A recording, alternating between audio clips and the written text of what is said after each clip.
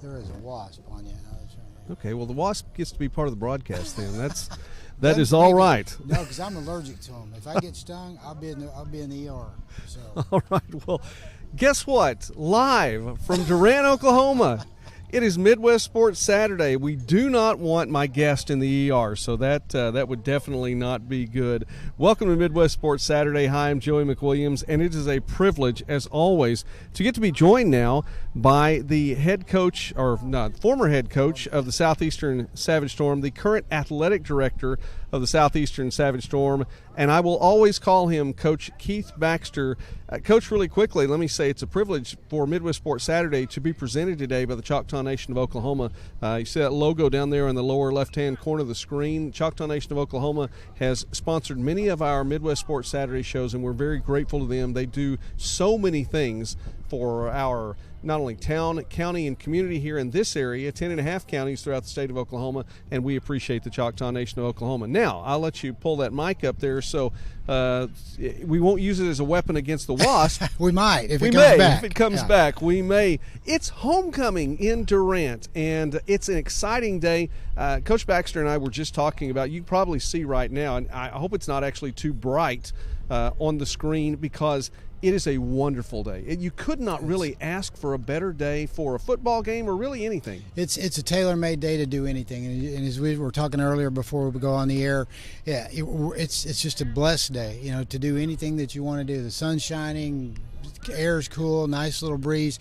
We've got you can do anything today and enjoy. And if you can't, then you have you need to do a personality inventory or something after that. Try again. Absolutely, try again. Well, let's go ahead and really quickly then and say we're going to watch some football here. Before we go any further, and I know you have a lot going on today, so I want to make good use of your time, and we'll get another special guest from Southeastern, from the staff here.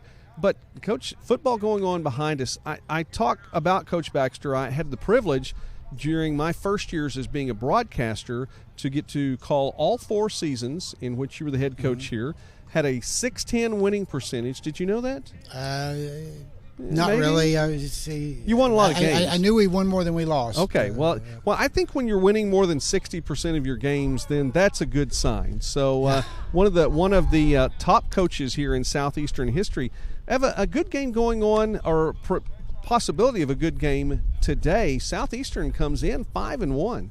I tell you what, Coach Fenwick and his staff, and most importantly, some of the student athletes and more of the student athletes that you see behind us have put together a really good year to this point, and coming off of not having a season last year, I mean, it's just made everything so much more exciting, and it's just the sun's a little brighter, the things taste a little better, everything's just a little better with the season that's going on, and playing in the Great American Conference, anything can happen any week. The parity is so good throughout, and the teams are so evenly matched. So we're just taking it one step at a time. I think our kids have the right perspective, they have the right focus, and we just go out and compete. We got a good team coming in today with Northwestern. They're always dangerous, always have a chance to win. So we've got to put our best foot forward. But it's just a great day to be able to go out and compete and play the sport that these young men love. I like the way you say that. Everything's just a little bit brighter when you're winning, and it really does feel that way. And I will, on Midwest Sports Saturday, always do a neutral broadcast. But I am an alum of Southeastern, and I don't think that's a secret. It's fairly well documented. So I may be a fan just a little bit later on and cheer for the blue and gold just a bit. But in watching the team play, you were talking about Coach Fenwick here. It's his 3rd season, but realistically, it's his 2nd season, and the turnaround has really been big. He came from Missouri S&T and has come down here from Missouri down to Southeastern Oklahoma, and 1-10 back in 2019. The change between that 2 years ago and take out the COVID year, because really there was no legitimate football played or recorded, and a turnaround of already 5-1. I mean, it's a big deal. It is a big deal, and I'll credit Tyler and his staff, and again the student athletes. But there was a lot of change that happened during that time. He putting a whole new staff into place. Our student athletes getting used to his new systems, and him getting used to our student athletes and getting the right people in the right places. And I was talking to one of our alums earlier, and that 2019 season, I look at it, and there's things that happen that I've never seen happen in football season. You know, I've been around 40 years in college athletics, and there's some things that just don't happen, and don't happen time and time and time again. And you know, I'll give this to Tyler again and his crew. They stuck to their course. They stuck to what they knew, and now we're reaping some of the benefits of that. And we may not win another game the rest of the year, but we have made a change, and I know our guys are going to go compete. They bought into the system offensively and defensively, and it's been fun. Like you said, it's been brighter, it's been funner, and you know, we challenged our entire athletic staff this year to have the best year that Southeastern Athletics have ever had. And some of that's going to be judged in W's and L's, and some of it's going to be judged by other things. But let's put our best foot forward every time we have an opportunity to be in front of our student athletes, to be in front of our fans, and do the best we can. And then, you know, it is what it is after that. But we've got a lot of good people, and we're fortunate that a lot of our alums are coming back today. We've seen some of them already, and we're looking forward to seeing the rest of them, you know, as the day progresses. But and I bounce around, as you know. You talk to me quite a bit. I tell you what, we're just excited that Midwest Sports is here on campus, and we do appreciate your loyalty to Southeastern, but we also respect the neutral approach that you have to take and need to take. And but we just appreciate that you're here today. Well, thank you, Coach. That means a lot. I appreciate that. We're here in Durant on the campus of Southeastern Oklahoma State University. It's 2 o'clock. Well, I say 2 o'clock. It's homecoming. It may be a 2:05-ish, 2:10-ish kickoff when all is said and done. Southeastern, and Northwestern. Yeah, we'll get as close to 2 as we can. Okay, all right. I wanted to give you the benefit of the doubt, because with all the activity that's going on, and you're talking about there are many alums that are coming in. Let me ask you a question then, when you talk about transition, because the transition that was made when you took over as head coach was radically different. Because you had worked with Coach Morris Sloan, who is, again, one of the, I think, the winningest coach in terms of wins in Southeastern history. Yeah. Coach Sloan's in our Hall of Fame, a great player here, a great coach here, the all-time winningest coach in Southeastern history. And when he chose to retire, the transition wasn't because but you were on his staff. Yes, and actually Coach Richards, who followed you, was on his staff as well. It was a different transition. It was a different transition because a lot of the core values were the same, the personalities were the same, the schemes remained the same, you know, for the most part, and the foundation was much easier for me to make that transition than it was Tyler.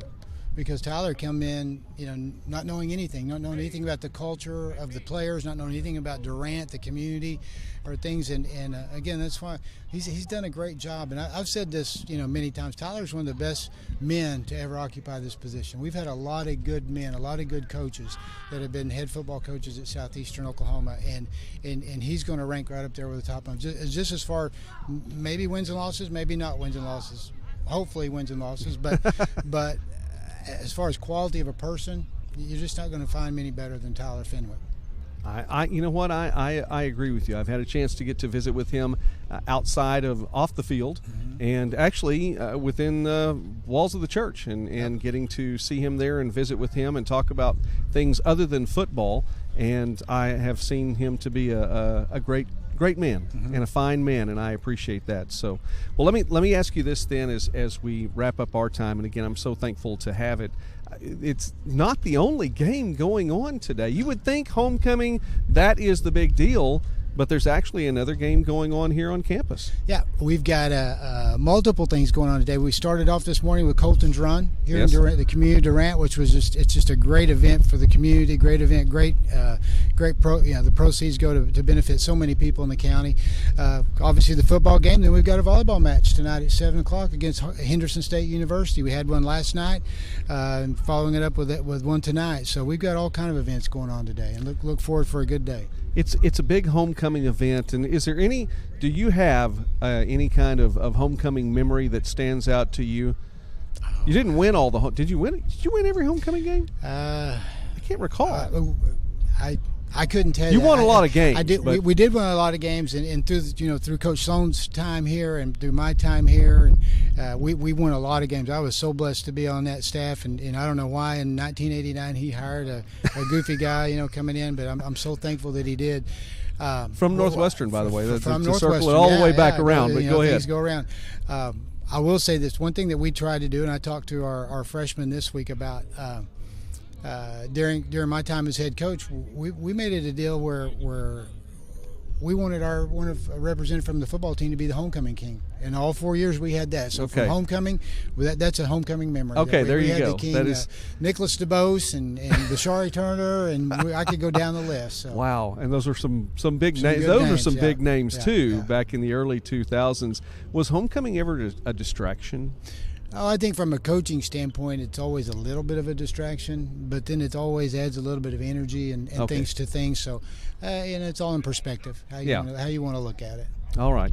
Well, Coach Keith Baxter, the athletic director here at Southeastern, and I think as the same of you talked about Morris Sloan, you talked about Tyler Fenwick, then I will say here on the show, I think you're a fine man, and I appreciate you, and it's an honor to get to have you as the athletic director here, so please stay for another 20-plus years.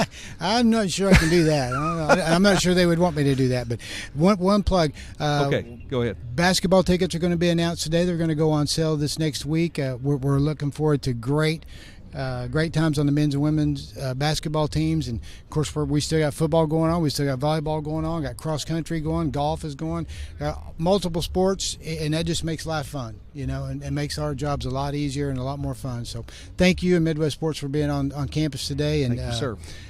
Hope we have a great day here. Listen, it's already off to a great start. It's off to a great start. So yeah, just go ahead and set the mic there, and we'll be ready for the next guest who comes up here. Coach Keith Baxter, again, the director of athletics here at Southeastern. It is an incredible day. I mean, it's a beautiful day, and I know that it's different across the country and wherever you may be watching, and we're expanding even our coverage. I talk about Midwest Sports Net and covering small college sports and more throughout the Midwest and beyond. And so that's kind of where we're going. We're actually expanding our coverage even more. Let me look really quickly. That we're talking about Division II football right now, and actually Great American Conference football, since we are here in the Great American Conference footprint today. So we'll talk about that. Southern Nazarene picked up its first win of the season, a victory at home against Southwestern Oklahoma, and that was on a Thursday night. A night game tonight here in the GAC is Oklahoma Baptist will travel to Ada, Oklahoma to take on East Central. Should be a big matchup there. Then the afternoon games, and all these have a 2 o'clock kickoff. And I was giving Coach Baxter, again, just a little bit of leeway there. If it doesn't get started right at 2 o'clock, we get that because it's homecoming. And we're watching the crowd start to come in just a little bit here. We will be off the air before 1 p.m. Central, and so, still a few more folks that will be coming in. But the tailgating is good, and lots of folks out. Had a band here a little bit earlier, and so it was, I didn't know if all the music would be enough to take us off the air. Every now and again, when we're on the YouTube channel and Facebook as well, we will get not demonetized, but we'll get pushed to the side just a little bit when there's a little bit more music going in and over what we're saying here. So that's all right. I'll tell you what, I know that I'm going to have another guest coming in, but I'll invite these guys to come in and say hi. Have a seat, man. We have another Southeastern guest coming in just a moment, but let's see if we can balance the attack here. Absolutely. And see if we can make sure we're getting a neutral broadcast. So that's all right. We try hard. I mentioned a couple of the GAC games there, and I think I may have gotten the camera a little bit too short. You may have to slump. I can do it. Can you slump? I'm a sloucher from way back, so yes. Okay. This is natural for me. All right. Well, before I introduce my guest, Arkansas Tech's at Southern Arkansas today. Northwestern, of course, here at Southeastern, and Ouachita Baptist, the number 11 team in the country, taking on Monticello. That is at Monticello today. And then the big game in the conference, if you want to talk about just with what it means for potential playoff spots, is Harding at Henderson State. And I find it interesting, Matt Adair, that It's number 9 versus number 9, depending upon which poll you look at. Both of those teams are number 9 in the country. So, what do you think about that, really quick? I think that is going to be a fantastic game. I think it's a staple game for the conference. It's two very, very good teams. Of course, Harding, over the last few years has just been a traditional powerhouse. But all of a sudden this year, Henderson is on a bit They're more back. Of a roll. Yes, Yeah. They are definitely the Reddies of 5 or 6 years ago, back in the Kevin Rogers type days. They're putting up some incredible numbers. Great team, well coached. Just a real spotlight team in the conference. All right. Well, Matt from Northwestern coming in, and Thank by you for the having way, me, by the way, Joey. Hey, listen, it's a privilege. And Dustin Goodnow is he's off to the side here right now. He's not appearing in this film. I think he is from Monty Python days. He is technically our camera guy. I mean, he's the guy that we put in front of the audience. He's the pretty one. But. Well, we may have to have him walk at least behind us here and photobomb the shot here in just a moment. The wind is trying to blow away some of my notes, and so I hope that doesn't happen. But even if it does, it's all right. There are worse things. I was in Commerce 3 weeks ago, and the wind took out the canopy. So while we were on the air and live, and that was a little bit less than fun. I spent the second half of the broadcast holding it up. But talk a little Northwestern football here, and I love. Even though I was just talking with Keith Baxter and was mentioning, I am an alum here, but we do a neutral broadcast on Midwest Sports Net. So let's give some equal time here. The Rangers come in 0-6. What's the season been like to this point? Really at the midpoint. It's not been the season that we'd hoped it would be. Of course, COVID, I think, affected everybody. And to be honest, the more football I watch in the conference this season, I think it affected everybody a little differently. For us, we went from a team that was somewhat veteran-heavy team 2 years ago to a team full of very young faces, new Ranger players this season. And they have had not the start that I think they would have wanted, but they have had some games where they have really played very well, and they've had pieces of games where the score was a little lopsided. Mm-hmm. But in pieces of those games, they looked very, very poised, a little bit more than their years. They just haven't been able to kind of consistently put it together. I think a big part of that is the schedule. We're 0-6 right now, but every team that we have played this season has a winning record, except for Southern Arkansas, and when we played them, they didn't have a losing record. So we have caught the really tough end of the conference to start things off, and that will continue again this week with Southeastern and what they have done, which has been incredible. From where they were picked in the preseason poll to where they're sitting at right now, what a stellar season they're having. It really is, and I think they're – I heard some people in Durant. Southeastern was picked 11th in the preseason poll, and I heard some people, very few, but they were very adamant. The ones who said this were adamant and said they will not be 11 when the season's over with. And, of course, I'm just looking from a conference perspective going, okay, and I remember 1-10 of last year. I think they have done a lot to get there. But let's go back to the Rangers for a moment, because it does – that goes a long way, how the schedule plays out. And it can either work to your benefit or sometimes, and I think we may be seeing it to the detriment now for Northwestern, front-loaded is probably an accurate statement. And there will be some games into the back part of the schedule where the Rangers may have a little bit, it may work out a little bit better for them overall, but I think when you take those beatdowns early, it's sometimes tough to get past it. It is. It can be a mental sticking point for the guys, but I want to credit Coach Walter and our entire football staff, athletic staff. They have done a great job of really talking with this group of younger kids, younger men, and trying to get them to stay positive on the things that are going on. Yes, it's been rough. They've taken some lumps here in the beginning, but they've had some positive notes as well. It was a tough game with Southern Arkansas. It was closer than the scoreboard would let on, and it wasn't completely lopsided on the scoreboard. They took East Central to overtime. We trailed Henderson 17-7 at halftime. We have been in some games, and I think what the coaching staff is kind of trying to repeat to these players right now is that the growth, the learning curve is going to be dramatically accelerated for you guys when we get to some conference opponents that are along the bottom half of the conference, some of the later scheduled opponents, because you're going to have seen everything that the best teams in the conference can throw at you right up front. These young men had to grow up quickly on the football field, and I think maybe late part of this season, maybe next season, that will start to pay some dividends. One of the things that stands out is we're visiting with Matt Adair now here from Northwestern, and who may not, even though you may slump in the past, I'm just glad you're still in the camera. So I didn't prepare well for you're good. you. I think I had the camera set up for Dustin. So that's that's what it was. But anyway, as we talk about that, I think a bright point then has to be the play of Tanner Clarkson, because he really is, he's doing his part, seems to be leading the team from that quarterback position, and it looks, at least on paper, like he's keeping the Rangers in some games. Tanner is an incredible athlete, an amazing young man, exceptionally smart, very studious, takes a very studious approach to what he does here on the football field as well.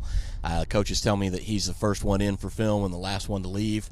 And we look at Tanner, and he's been around since his first season with us was the 2018 season, and of course the 2019, 2020 COVID thing, and then this season. Well, 5 games into the season, I'm talking to Coach Walter, and Coach Walter mentions, I like to think of Tanner like a veteran quarterback. He's been with me so long. We're working on year 3 together, but in reality, at that point in time, Tanner had only played in 7 college games in his career.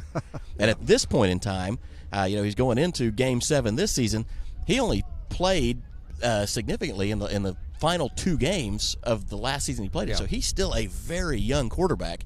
And to be at the point in his progression where he's at already, I think he's got an incredibly bright future. And I think he's a guy that can get himself not only in the record books at Northwestern, but potentially I think he's got some high hopes to set some great American Conference records as he continues his career. Well, those would be some high. You've already dropped Kevin Rogers' name on the broadcast, right. So I mean that's if you're going to be flirting with numbers that Rogers put up there, then that's going to be quite a career. I would hope he could get there. I think he feels like given enough time and of course injury free is a big thing, that it's a possibility. But just an exceptional young man, an exceptional talent. I can't imagine how bright the future for him is going to be. Well, that is absolutely fantastic. Well, let me wrap up our time here, because I know you guys have a broadcast that is going to be live here in just a little bit then. So where do the folks find you? They can find you on the radio. They can also find you on the internet as well? Yeah, we are live on the radio in Alva on KRDR 105.7. And then we are live on the Northwestern YouTube page, which is available at Ride Rangers Ride. If you go to the athletic site and just click on the Watch Live link, it'll take you straight to the YouTube site. So, all right, I'll have to go subscribe. You need to subscribe to Midwest Sports Net. So certainly, and I think I actually am. Maybe. All right, that's great. That is absolutely fantastic. All right, really quickly, hey Dustin, walk behind us here just so they can see who you are. Sir. And we can photobomb that. Dustin Goodnow here, also on the broadcast. I wanted to make sure that you were seen. That was a big deal. Absolutely, and I appreciate you having me over here, Joey. Thank you, guys. Hey, listen, really quickly, and I know they have to leave, but they do a great broadcast. Good Northwestern call. If you are a Rangers fan, you're going to enjoy the call. They take care of business. They do it right. It's a fun call too, and I enjoy listening to you guys. Well, thank you, Joey. We look forward to being on your show more in the future if we get the opportunity. And anytime you're in Alva, please come join us. Listen, when I'm heading up to Alva, I will yell. I promise. Absolutely. I promise. Thanks, guys. I appreciate that. It. Thanks, Joey. Matt Adair, Dustin Goodnow from Northwestern, and so then he's taking his phone. That was my paperweight, man. I don't know. All my papers blow away midstream here, then you'll know what happened. We'll just tentatively blame Dustin for that. I'm just a little upset that you don't have the tent, because I was hoping to hold it up. Oh, wow. Somebody's been watching the Commerce video. Yeah, that was an interesting adventure, I'd say. I guess. Was an adventure, to say the least. Yeah. That was something else. Okay, I don't want to go any further without introducing my guest, because it's always a privilege when we get to have a university president on. I have been blessed to have a few university presidents on the show. Most recently, Kent Smith, Dr. Kent Smith from up at Langston, was on the show and got to visit with him. Actually, he was a little bit of an in-game guest. And it's always a privilege to have someone who not only is a sports fan, but also is someone who really does a lot for the university and therefore for the town and, and for the community as well.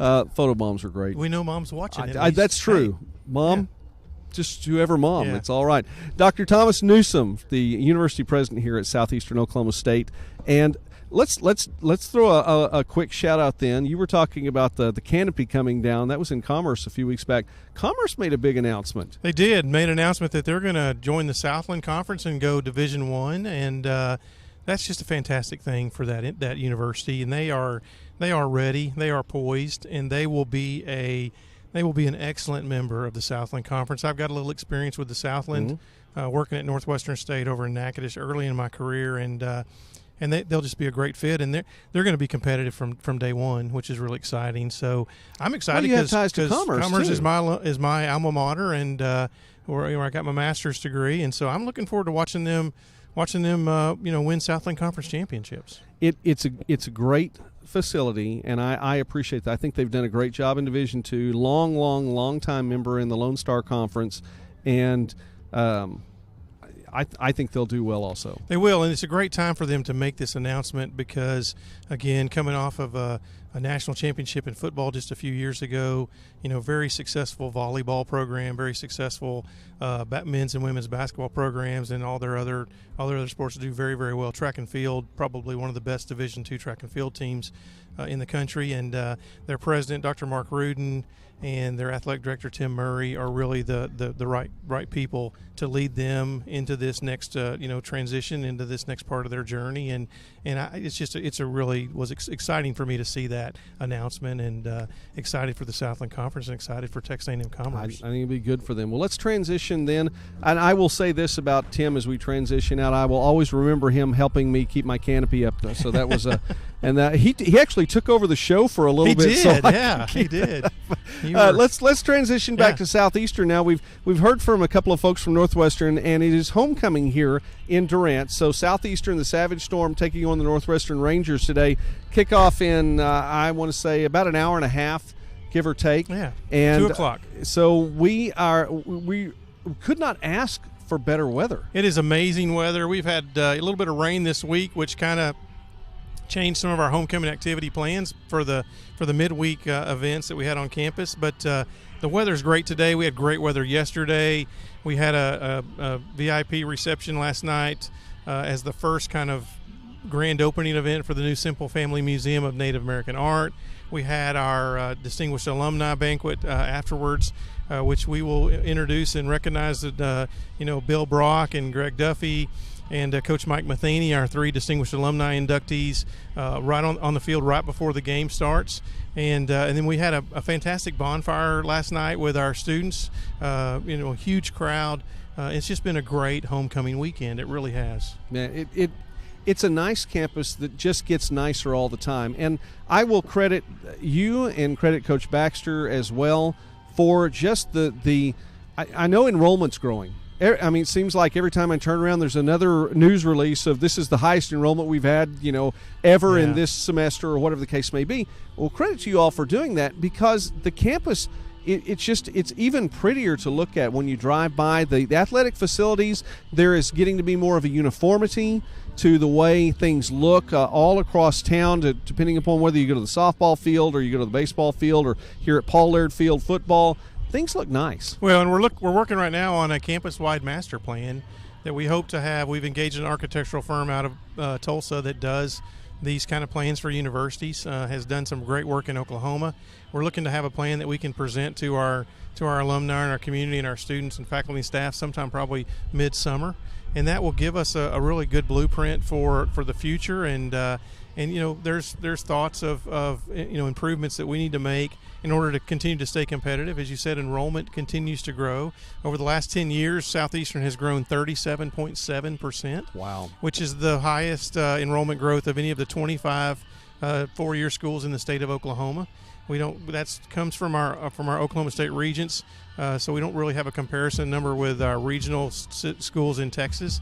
But I'd say that we're probably one of the fastest growing, if not the fastest growing school, four-year school in our region, and it's just been phenomenal. And that allows us to have some capacity and some resources to do some things. And when we talk to alumni about helping us with new weight rooms and new volleyball facilities and upgrades to softball. We just upgraded the locker room in the softball complex. We've done some work on the baseball field.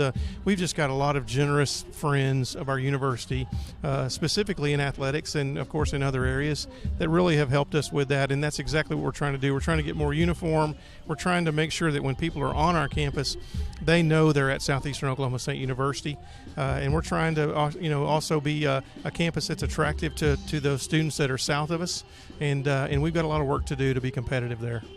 We're visiting Dr. Thomas Newsom here on Midwest Sports Saturday on the Midwest Sportsnet YouTube channel. Please subscribe. It's always appreciated when you do that. We're looking to hit that 1,000 subscriber mark before the end of this calendar year, so that's what we're pushing for. And if you happen to be watching us on Facebook right now, if we're silenced because there's competing music, and sometimes that copyright stuff will knock our audio off just a little bit. Let me ask you something really quickly, off topic just a moment, but to stay with Southeastern. One of the most famous Southeastern alumni passed within the past 7 to 10 days.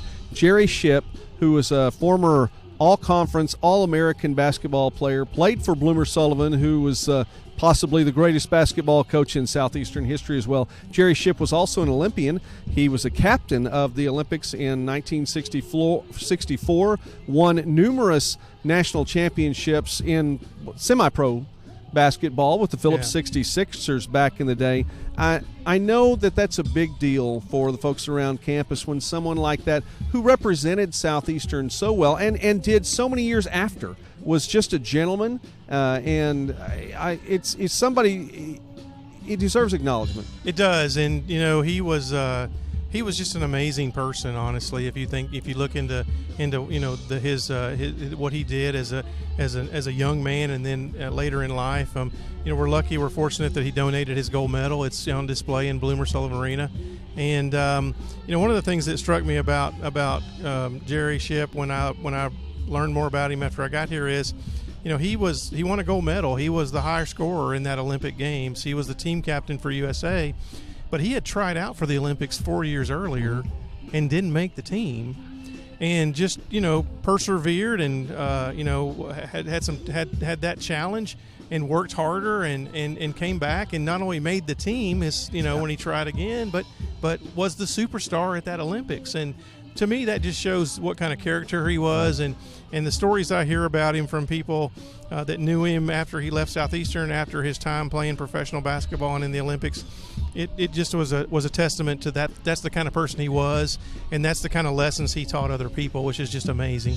I always heard stories about Jerry Shipp from my own dad, who got to watch him play in college. Yeah. And that was to me, and when I heard him passing, it just brought me back to hearing stories from my dad. And those are great memories. And Bill Brock, who distinguished alumnus recipient last night at the banquet, who has, I think, 4 national championship rings coaching the Baylor Lady Bears, and had great success at Grayson College, and the court there is named after him.